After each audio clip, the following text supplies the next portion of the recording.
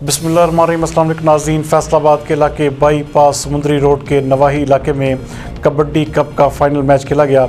हमारे नुमाइंदा खसूसी इब्रार हुसैन के मुताबिक चक नंबर 143 गाइबे बाईपास में जारी मखदूम पीर सैयद जाफ़र अली शमसी सब्जवारी के सालाना उर्स मुबारक के मौका पर तीसरे और आखिरी रोज़ कबड्डी मैच का फाइनल खेला गया, जिसको मुल्क भर से आए हुए शायकीन ने देखा और कबड्डी मैच से लुत्फ़अंदोज़ हुए। कबड्डी मैच के इख्तिताम पर जीतने वाली टीम को ट्रॉफी, नकद इनाम और मोटरसाइकिल दी गई। इस मौके पर गद्दी नशीन दरबार शरीफ पीर सैयद नाज़म अली शमसी और पीर दीर जामन अली शमसी के अलावा मेहमान खसूसी मियाँ उबर हबीब और दीगर मेहमानों ने इनामात तकसीम किए।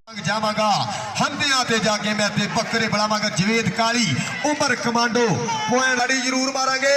ए पॉइंट भी ये हमजे दा मिये हमजे दा नंबर फाइनल मैच वास्ते 143 आबद जट कबड्डी क्लब ते ग्राउंडे आए। तैयब जी भाई बिल्ला जट जी टीम ते सदो जैद डोगर जी, कासम डोगर, मनान डोगर, रूफ डोगर टीम ले आओ।